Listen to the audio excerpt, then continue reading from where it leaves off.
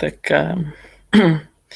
Добре, значи сега само с B група вече се занимаваме.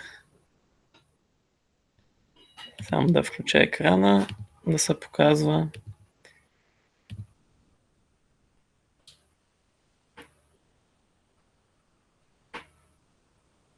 Така, добре.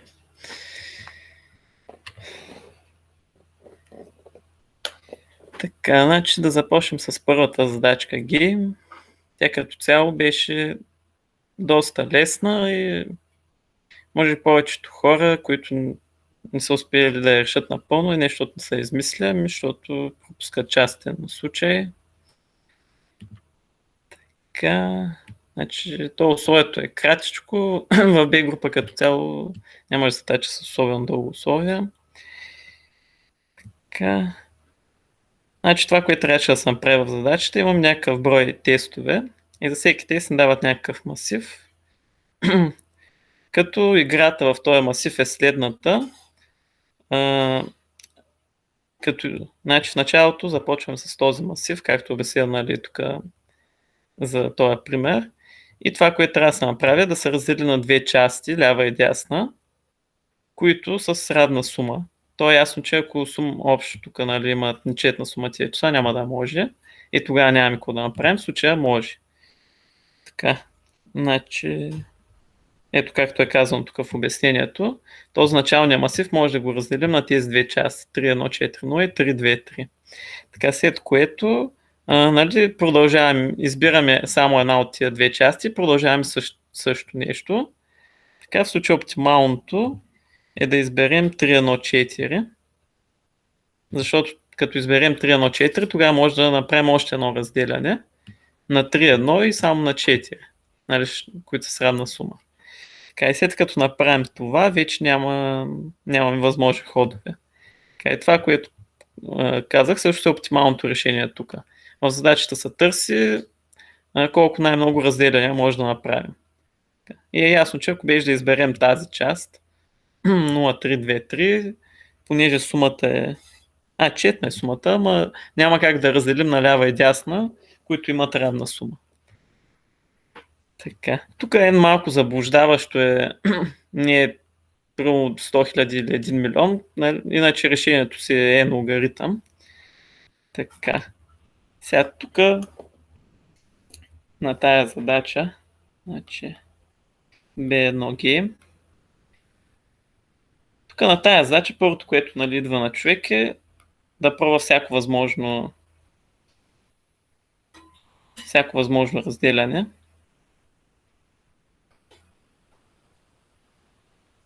Така. И това май е решението там за... Той имаше някакви проценти тестове. И като е ясно, че може да се направи, ако това се прави с някаква рекурсия, може да се направи мемоизация. Мемоизация за отговора в някакъв сегмент. Тоест, нали, ако при разделянето пак стигнем до някакъв сегмент,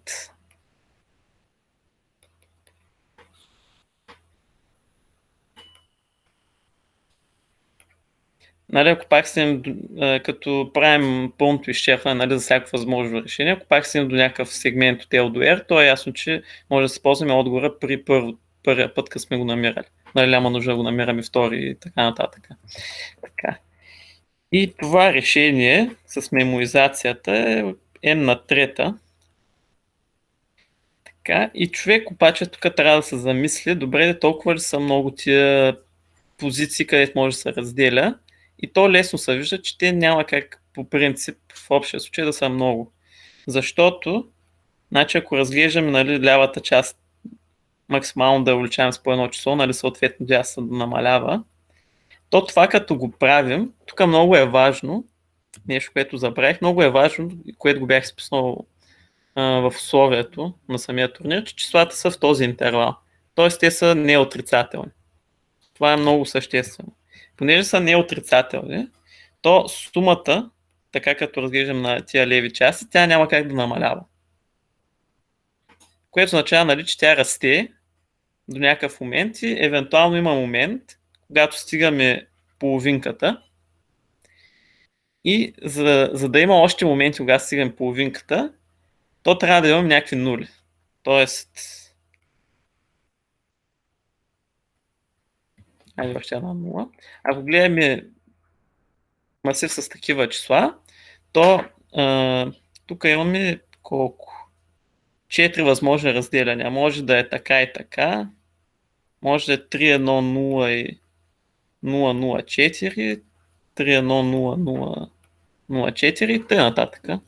Ето също само още един вариант има. Така.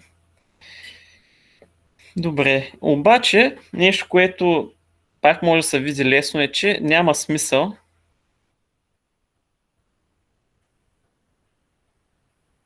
да гледаме всяка възможност.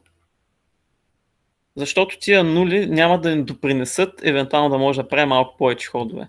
Нали, то е просто нула, то не е част от сумата даже. Нали, ние ако махнем тия числа от масива, отгоре даже пак не би се променил. Тоест, нали, ако махнем всички нули още от началото. Така че няма смисъл да гледаме всяко възможно разделяне.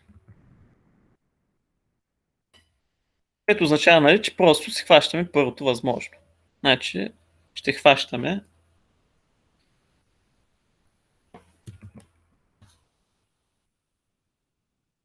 първото възможно.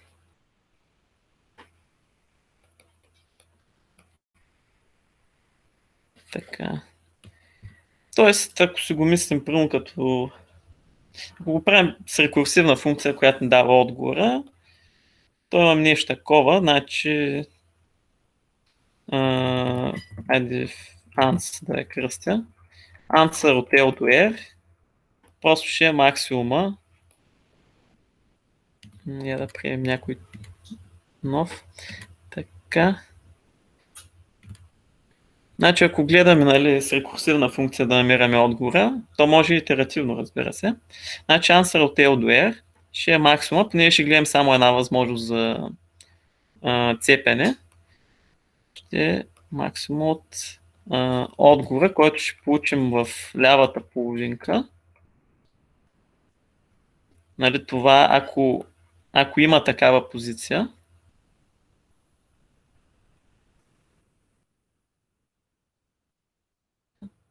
Значи този отговор плюс 1.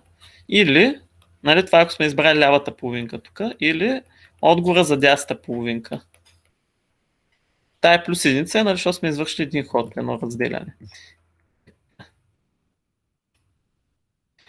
Добре, нали, така е проста рекурсивна връзка и като направим една меморизация, тая позиция тук може да я намираме наивно и така ще направим един квадрат решение.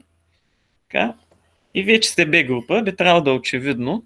То аз като гледах разни решения, мисля, че като цяло не видях решение, където някой наивно да намира тая позиция. Ясно е, че такава позиция може да се намира с двоично търсене.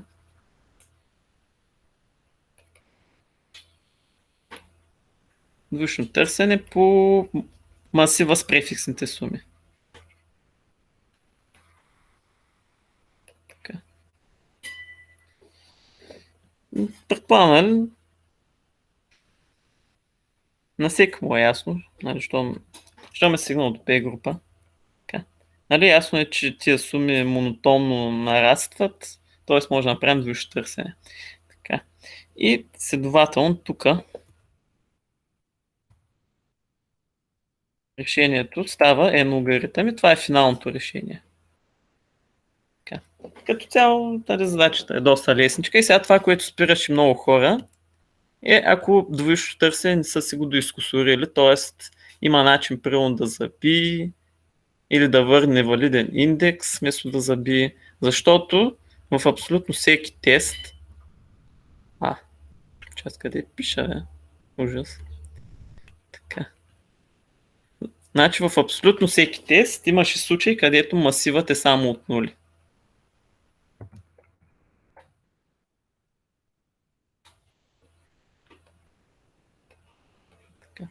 И той не случайно има такъв тест. Едната му роля е тия по-бавните решения да може да се разграничават, защото, нали, те тогава ще трябва да разглеждат всяка възможност. И другото е, нали, човек дали се е доискусорил правилно двоично търсене. Защото тогава, ако е само от нули, като пробвам първото разделение, то би трябвало, нали, да кажем, примерно, че това ще е лявата част, това ще е дясната. Съответно, нали, тук същото, като правим за дясната, нали, това ще е вече лявата, това ще е дясната и така нататък. Вече предполагам, че повечето хора, дето имат 0 точки, такъв тест ги е спирал, дето е само от нули. И, нали, хубаво е да гледате някакви корнер кейсове, някакви по-сложни тестчета, като не ви върви. Така, някакви въпроси тук по тая задача? Добре. Значи приемем, че всичко е ясно. Значи да, то нормално. Като цяло 100 точки, тук е 1.30 и останалите 0 точки, като предполагам, че повечето са имали този проблем с теста, дето е само от нули. Така, и сега минаваме на малко по-интересна задача. Така, и аз трябва да се оправя тук какво правя. Така, я да го намаля на 50.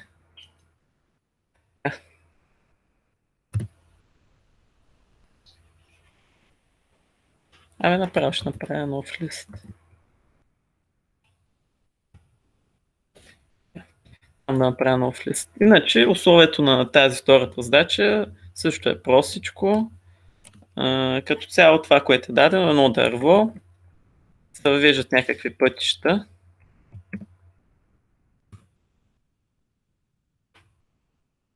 Като тези пътища, идеята е, нали, че там Дени посещавала някакви градове, т.е. нали, екскурзията има някаква крайна начална точка и тя посещава всичките върхове по пътя, понеже е дърво, имаме точно един път между всеки два върха, нали, става дума за прости пътища, т.е. без повторения. Така. И също се пита, нали, като се дава това дърво и тези екскурзии, каква е най-голямата посещаемост на връх. Де някои хора се бяха забъркали, въпреки че условието навсякъде пише за посещаемост, а не за най-посещаван връх. То забъркващо е до някъде примерния тест, защото малко късно видях, че там в този примерния тест, само да отворя условието. Така. Значи в примерния тест е връх номер 3, ама той има и посещаемост 3. Нали, той е бил посетен 3 пъти. Нали, просто съвпадение тук. Но навсякъде си пише в условието, нали, търся посещаемост. Не е най-посещаван град. Така. И тая като цяло е даже сравнително учебникарска задача. Действително на доста места се среща. Така, сега да напиша накратко. Имаме дърво с N върха. Така. И К пътя. И също се пита най-голямата посещаемост.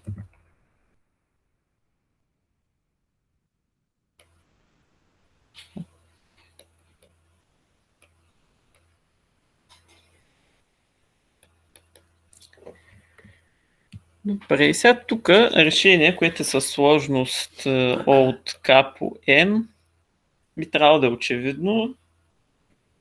Нали, то е просто като обработваме всеки път, пускаме първо някакъв DFS от началната точка и нали, намираме пътя до крайната и по този път, първо в някакво масивче, увеличаваме това. Увеличаваме посещаемостта на върховете и накрая нали, гледаме коя е най-голямата стойност в този масив. Така. И също това е нали, за около 40 точки, ако не се лъжа. Май 47 беше ако не малко по-умно се напише това. Вече честно не помня. Бе някаква тъпа оптимизация. Май 54 може да се скара, но също никой не го е направил. Така. Обзето, нали, за това решение КПН е някаква нали, основна задача. Не би трябвало да се затруднявате с нея. Така, и сега също така по-интересно е какво е същинското решение. Така, и една идея, нали, която за оптимизация може да се появи, очевидно няма да обхождаме нали, всеки път. Имаме това, което може да направим Значи ако имаме път от S, от връх S, или град там, ако имаме път от връх S до връх E, или F по-добре, старт и финиш, така, то може в някакъв масив да си отбележим, че започва в S започва някакъв връх, както и в F, нали? Понеже не е ориентирано дървото, то дали ще го гледаме от S до F, дали от F до S е тази. Така.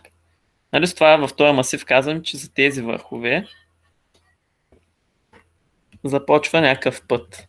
Така. И сега някакво решение, което не е вярно, но се приближава към търсеното, е следното.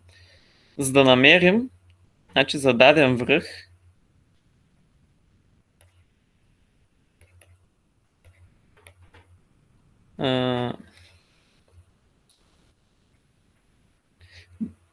намираме, всъщност не може би по-добре по друг начин да го пиша.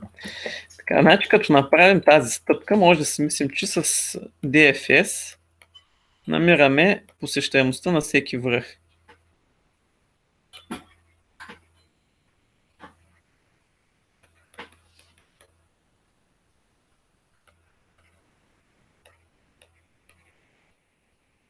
Така. И сега, ако имам някакъв връх V и той си има тук някакви деца, V1, V2 и така нататък до Vn, ме интересуват, за да преборим, значи, понеже нали, правим DFS, като сме преборили посещаемостта на V1, V2 и т.н. Нали, на децата му, идеята е чрез отговорите тук, т.е. чрез къната от V1, къната от V2, или айде без масивче, чрез отговорите за децата, по някакъв начин да се ориентирам какъв е отговора нали, за бащата, за върх V. Така. И ако една наивна идея, нали, е просто да си сумираме спрямо тия стартови точки. Нали, това е една наивна идея, която не е вярна обаче. Защото, значи, ако имаме път, който минава през V1, например, то той може вече да не минава през V.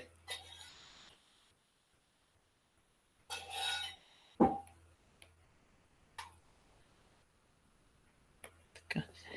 Тоест, нали, тук има някакви пътища, които минават през този връх и такива пътища, които са от този вид, който чертая сега в момента, те вече няма да минават през V. Докато от този вид, нали, ще минават през V. И вече хората, нали, които знаят LCA, би трябвало да се сещат как могат да намерят тези пътища, които няма да важат вече за горния връх. Това са точно тези пътища, за което LCA-то им е V1. Нали, тези пътища също са такива, че са изцяло в това поддърво, а няма да се качват горе. Така, и за да говорим за LCA, нали, първо това, което трябва да направим е да си направим ориентация в дървото, т.е. правим покриващо дърво, PD, съкратено, правим покриващо дърво и вече нали, се гледаме спрямо покриващо дърво. Но лесно е да се забележи, нали, че тези пътища, които трябва да извадим, са точно тези, за които LCA-то, нали, спрямо началния и крайния край, е точно връх V1 и никой друг. Нали, същото за тези върхове.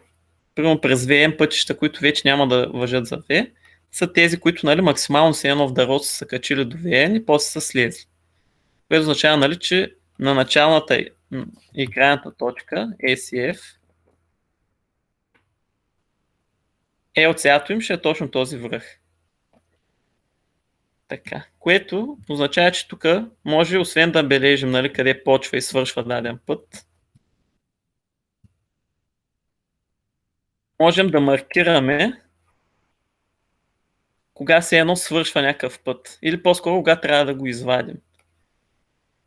Което ще е точно LCA-то на SEF. Нали? Това пак казвам, след като сме си направили покръващо дърво.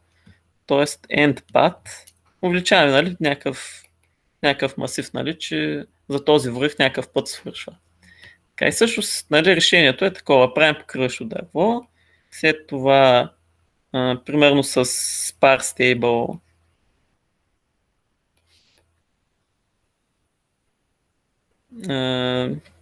с sparse table правим LCA, нали, да може да обработваме, да намираме LCA на върхове. Така, след това попълваме масивите.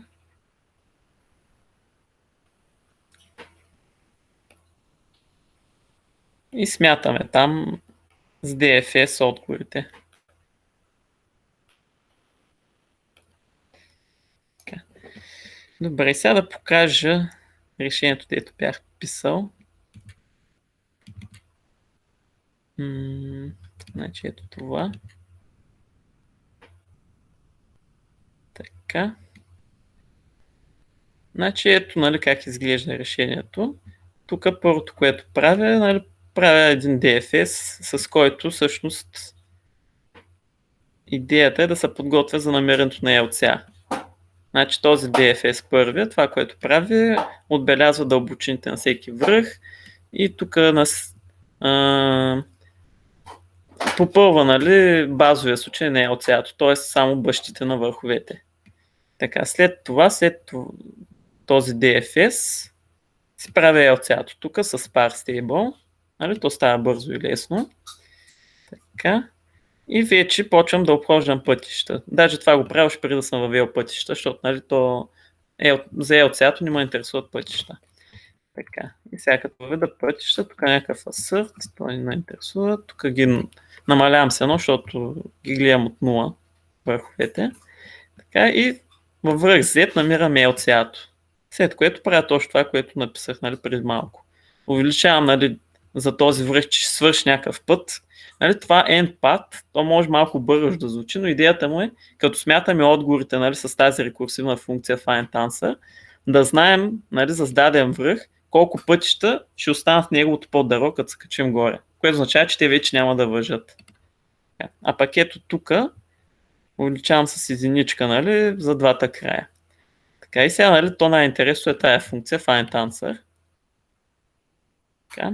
Тя си е чисто DFS, няма нищо особено. И тя прави следното. Значи тя, нали, връща значи тя връща за даден връх колко са били пътища, минаващи през него. Нали, това, което обяснявахме до сега. Значи в този каунт събирам, нали, отговорите за децата. И той, разбира се, почва с начална стойност пътища, нали, които просто започват в този връх. Нали, защото трябва и тях да отбележа. Така, след като завърши този DFS, тук правя следното. Този каунт за върха го намалям с пътища, които свършат в текущия ми връх. Така, това защо го правя? Това го правя поради следната причина. Нали, виждате, че поради начина, по който го направихме, значи ние увеличаваме и началото и края на пътя с единица. Тоест, ако имаме някакъв път от S до F, който, нали, минава през връх V, за връх V ще сме го видели този път един път заради S и втори път заради F. Ама ние трябва да го борим само един път. И също тези пътища, които борим по два пъти, са точно тези, за които LCA-то им минава през текущия връх. И заради това, тук в кода, това, което съм направил, нали, съм махнал тези, които LCA-то им е в текущия връх. И вече получавам бройка, която е истинския брой пътища за върховете. И тук, нали, fans, там взема максимум. Така, и това вадене, вече го казах защо е. Това вадене е за да премахнем пътища, които няма да ни въжат нагоре. Тоест, тия пътища, които стават само в това поддърво. Добре, и това е като цяло. Някакви въпроси?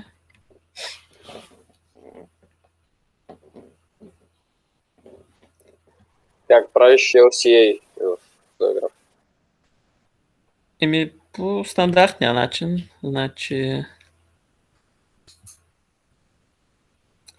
с един spar stable, тук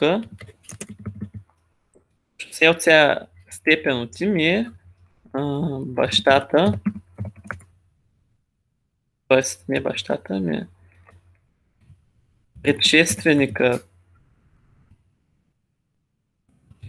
на връхи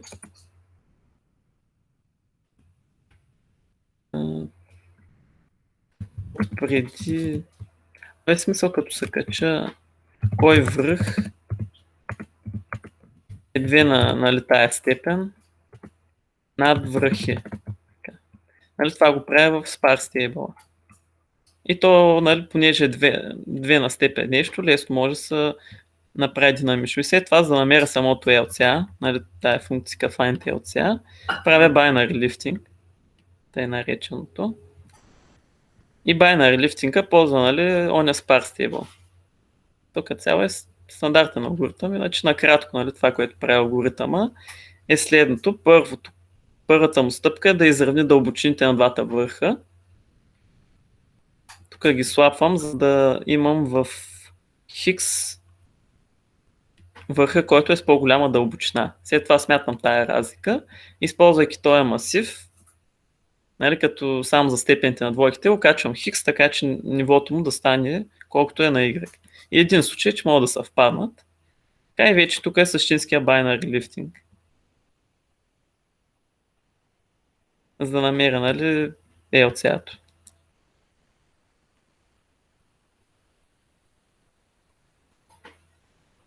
Така.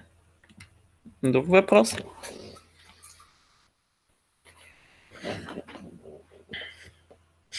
Добре, да минаем на третата задача.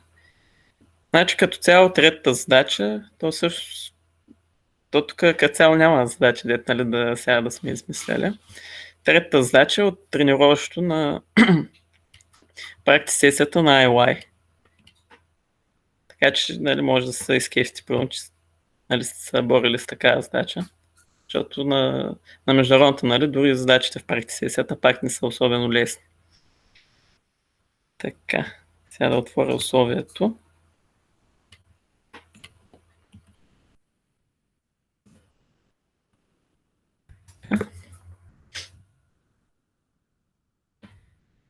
Добре, значи тук пак е кратко условието, надявам се това да не е спирало, нали, условията тук да не са били проблем.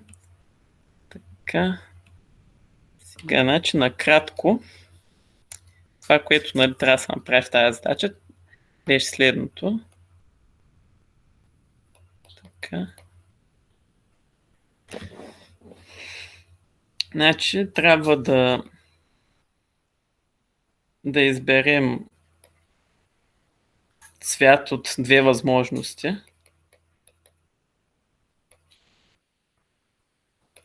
На n лампички.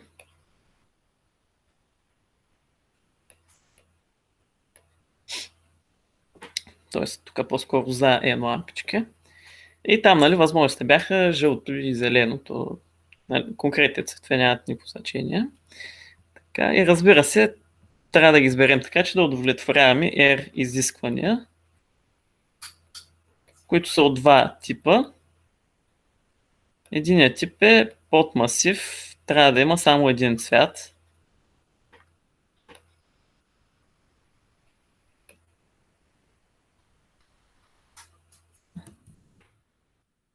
Да има един уникален цвят. А втория вид са, нали, същото като преди малко, само че да има два уникални цвята. Нали, но второто изискване се има предвид, че задължително трябва да има и от двата цвята. Тоест не е да има по-малко или равно на два, ами да има точно два уникални. Това е, нали, съществено. Така. И тая задача, като цяло, те все повече такива задачи се появяват по състезанията, особено за големите, е по-скоро с наблюдения и не използва някакви особено сложни алгоритми. Нали, предната задача се базира все пак на LCA. Без LCA човек, нали, не може да изкара за 100 точки. Тук като цяло няма някакви сложни алгоритми. Може с, нали, C група знания да се направи решение, даже съвсем в началото на C. Тук идеята е, нали, да се направят някакви наблюдения, които да ни позволят да намерим някаква схема, по която, нали, ще избираме цветовете. Под задачите тук не са много насочващи, набързо ще минем през тях. Точки тук се вземат много лесно. Значи първата подзадача е, че изискванията са само за да има по един уникален цвят.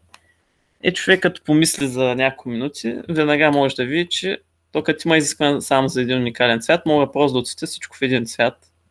И то тогава каквито изисквания да имам, те са спазвани. Така. Тоест, нали, тук е достатъчно просто да се изведат всичките в един цвят. Втората подзадача е аналогична, само че изискванията са за по два уникални цвята. Ето, тя между другото втората подзадача до някъде е важна и за цялото решение. Тук модела, който може да се направи, пак лесно се вижда кой е, и то е да се редуват цветовете.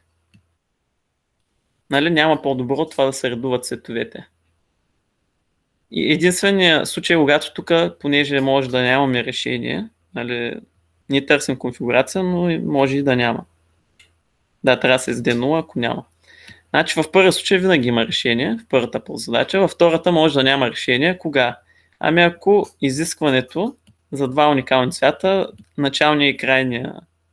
началото и края му съвпадат. Тоест, нали, тук виждате, че може и равенство да има.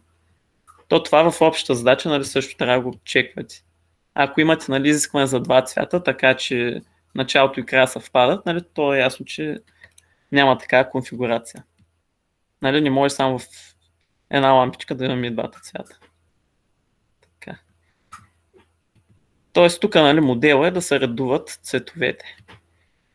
Сега третата подзадача, като се види малко ограничение, нали, веднага човек се насочва към Brute Force. Тя е за Brute Force. Аз не съм с някой писал ли въобще. Обърках. Има по 39. Да, значи хората се е писали. Значи 18 са, нали, тия първите две задачи, 39, това е с тази, 28, не съм сигурен какво е.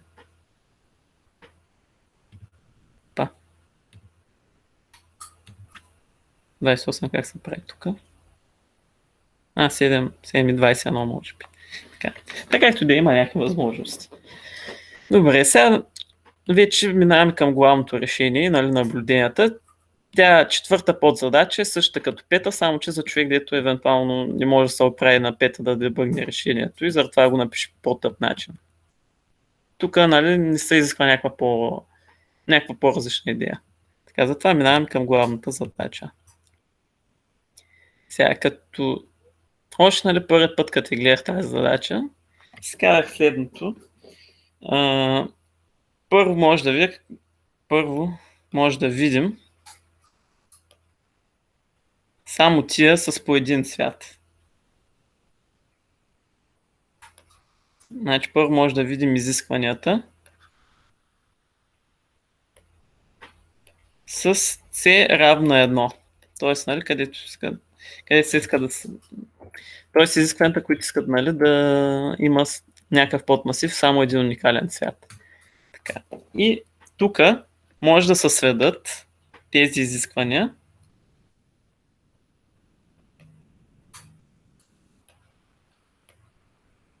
до непресичащи се интервали.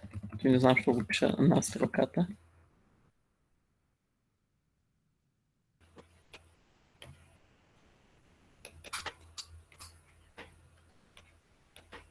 До непресичащи се интервали. Нали, това е първото наблюдение. И то е в някакъв смисъл очевидно.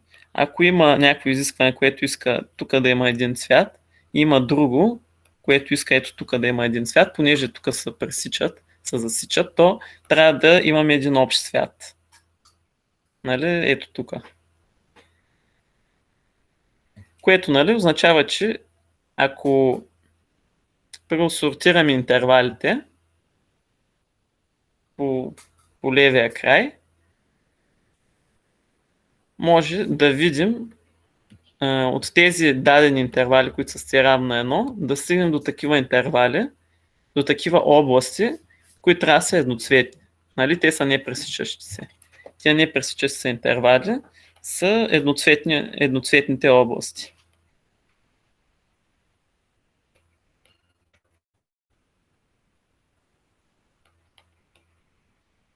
Така. И сега да си помислим как изглежда, нали? Понеже са непресичащи се, тия едноцветни области, нали? Те са някакви такива участъци. Непресичащи са. И сега има някакви изисквания, нали, за къде трябва да имаме по два уникални цвята. Нали, те могат да са някакви пресичащи, са хиперсложни. Тук за кръглите, нали, са областите, които ни останаха от началото, т.е. едноцветните, пък правоъгълните са двуцветни. Задължително трябва да имаме два цвята. И от тук веднага се вижда един случай, когато нямаме конфигурация. И то е ето този. Ето този тук. Ако имаме в едноцветна област, в самата нея, нали, изискване за c равно на 2, нали, което и левия и десния край са в нея, то ето това тук е, нали, невъзможна конфигурация.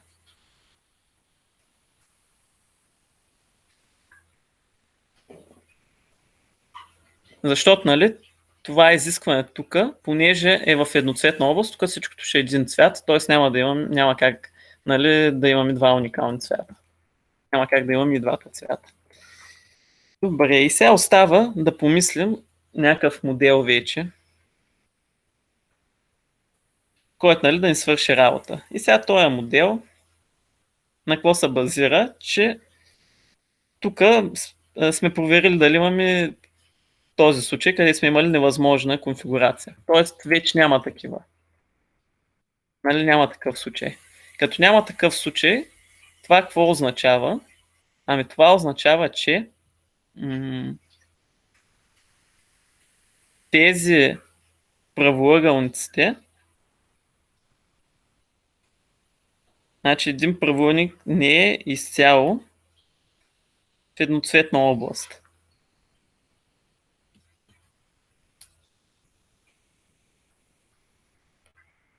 Нали, няма такъв, дето да е изцяло в едноцветна област. Защото ако има, знаем, че няма решение. Така. И сега, както съм го написал тук примера, да кажем, нали, че от ето тук започват лампичките. Тоест ето тук е първата лампичка. Ясно е, че цвета, който ще изберем за тази област, няма значение.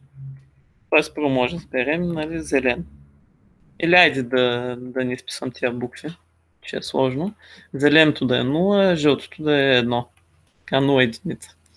Ето тук мога да избера някакъв цвят. 0, 0, 0, 0, 0. И за, нали, тази област, понеже е доцветна, с какъвто цвят почна, нали, с такъв трябва да я завърша до края. Така, и сега тези, нали, по-гадните изисквания, деца са за по два уникални цвята, означава, нали, че в най-лошия случай тази област, както и тук в примера, тази област се пресича с такова изискване. Което какво означава? Ами означава, че след нея мога да почна първо с единица. И така, като почна след нея с единица, съм сигурен, че каквото и да е изискване за по два цвята, понеже, нали, то ще почва от нея и ще продължава някъде нататъка, заради ето тези двете 0,1, със сигурно ще има два уникални цвята. Като, нали, забележете, че тук не се интересуваме дали почва нова едноцветна област или, нали, или е празно между едноцветни области. Така. Добре. Значи това показва, нали, че след като свършим някаква едноцветна област, трябва да сменим бита. Защото като сменим бита по този начин, всичко, нали, което минава така, със сигурност ще има по два цвята. Сега обаче, нали, възниква въпроса, както тук има някаква дупка, какво да правим? Ами използваме какво правихме във втора подзадача. Просто редуваме цветовете. Ясно е, че решение ако има, то ще стане с редуване на цветовете. Защото, нали, по този начин, каквито и правоъгълници да имаме, ако те са изцяло тук в дупката, със сигурност ще имат поне два уникални цвята. Така. И сега като почнем тук, нали, нова едноцветна област, е ясно, че този бит тук ще трябва да стане вече 0. И тук се продължаваме случая с нулите. След това тук единица, 0, единица, 0 да кажем. Така и сега тук се продължаваме с единиците. И може да се убеди, че по този начин, нали, тук приемем, че нямаме това, защото тогава ще нямаме конфигурация. По този начин ще удовлетворим каквито и да са изисквания за по два цвята. Защото, нали, вече сме махнали corner кейсовете, които са двуцветно изискване да е в област, в едноцветна област, и другото е двуцветно изискване да му съвпадат левия и десния край. По този начин, след едноцветна област редуваме битовете, със сигурност ще имаме по два уникални цвята. То няма как. Защото, нали, за всяка област, нали, ще имаме със сигурност поне две места, където битовете са различни. Така. И вече остава, нали, това да го напишем като решение. Тоест, нали, решението е единственото, което трябва да направим, е първо да намерим едноцветните области.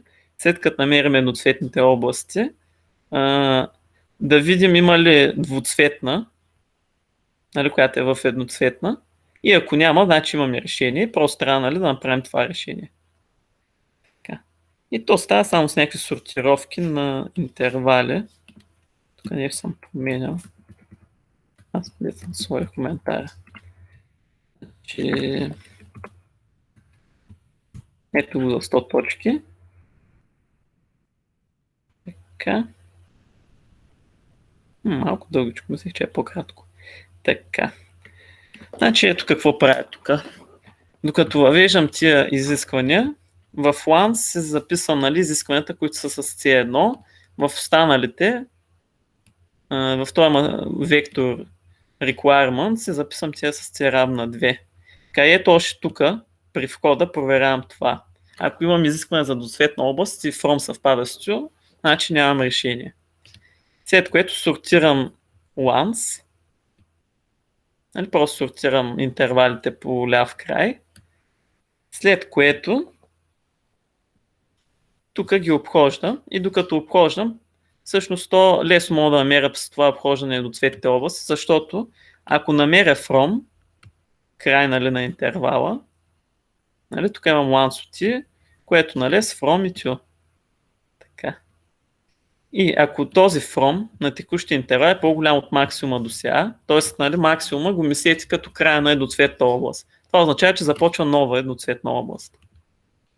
И значи в fuse, нали, fuse има при тия, които са едноцветни, слагам интервал от min 1 до max 1. Нали, това ми е едноцветна област. Както и в този вектор. Защото аз вече не се сещам. Fuse ми е за крайния отговор. Защото, нали, онова отсъстяване да говоря. А пък requirements вектора е същинския. Защото, нали, след това, като намеря едноцветната област, трябва да видим имам ли двуцветна, която се намеря в едноцветна. И това лесно става, нали, пак като сортирам интервалите. Така. И също, нали, този случай тук започва нова едноцветна област и ето min 1 става from, max 1 става to. То е ясно, нали, че започва от from, защото вече следващите интервали, техния ляв край ще е по-голям или равен на текущия, защото са сортирани. Така. А противният случай, това означава, че текущата област, щом from не е по-голям от max 1, текущата област се пресича с досегашната и просто, нали, вземам десния и край. Тото е безсмислено. Не е безсмислено това. Трябва максимума да взема, защото не е казано, че този край е по-голям от максимума. Може да е по-малък. Така. И с този цикъл В Fields съм записал едноцветни области, в Requirements имам следното. Едноцветни области. Не случайно тук има една единичка, защото нали е за едноцветна област. Така. И също двуцветните. Така. И сега нали сортирам Requirements. И като ги сортирам правя нещо подобно. Значи ако в момента обработвам интервал, който е нали, едноцветна област, просто записвам min 1 и max 1. То даже тук min 1 и max 1 са малко безсмислени имена. Така. Просто съм ги преизползвал преди малко. Така. И по-интересно е тук, като имам двуцветна област. И като имам двуцветна област, всъщност в min 1 и max 1 се запазвам едноцветната област, която вече е отворена. И ако тук случайно намеря някакъв двуцветен интервал, който нали, е в тази отворената едноцветна, тогава нямам решение. Така. И вече на това място тук съм сигурен, че имам решение и просто трябва да го отпечатам. Тоест, нали, трябва да го намеря. И почвам тук с произволен бит, след което този цикъл тук е за дупката. Да, този цикъл е за дупката.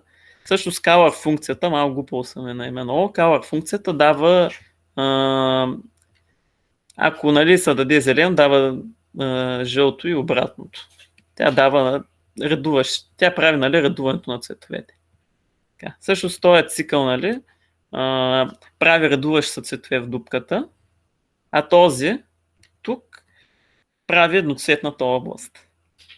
И тук има някакви особености, защото нали, гледам, че нали, че след едноцветна област, задължително съм сложил следващия бит да е другия цвят. Така. И това е като цяло. Значи, я решение за 50 точки, какво съм правил. Тоест, то не е за... Не, нали, за около 50. Да, виж, че решение за 50 точки е много по-просто.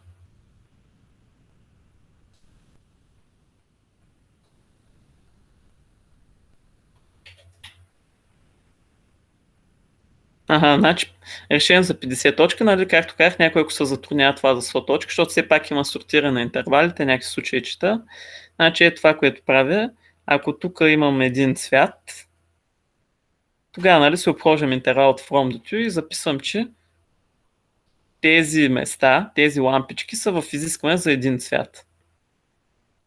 Така. И след това, което правя, обхождам двуцветните подмасиви и гледам. Ако намеря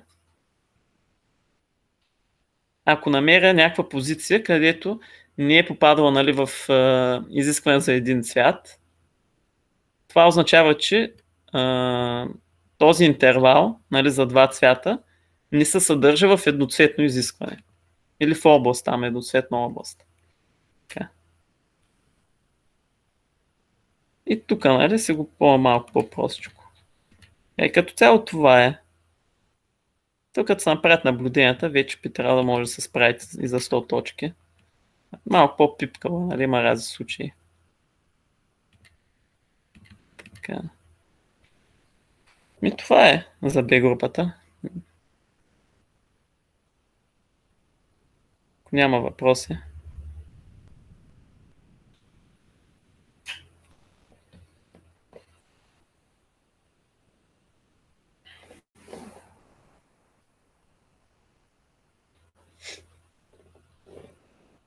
Иначе за А група първата задача е същата като Paths, само че там се казва Roads. Няма никаква разлика.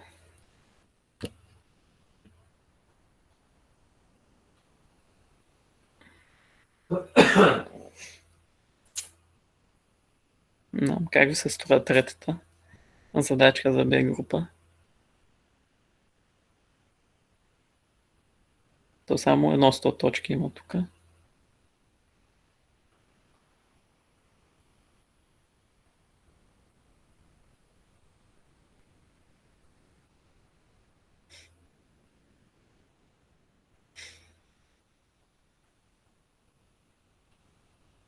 То общо това е третата задача. Човек, нали, ако не измисли наблюденията над 39 точки, няма как да изкара. И обикновено, като измисли наблюденията, се оправи, нали, да я докара до 100. Той мисля, че Благо беше минал там през нещо частично. Май към 1 час нещо я прави. Докато се оправи, нали, там частите случаи.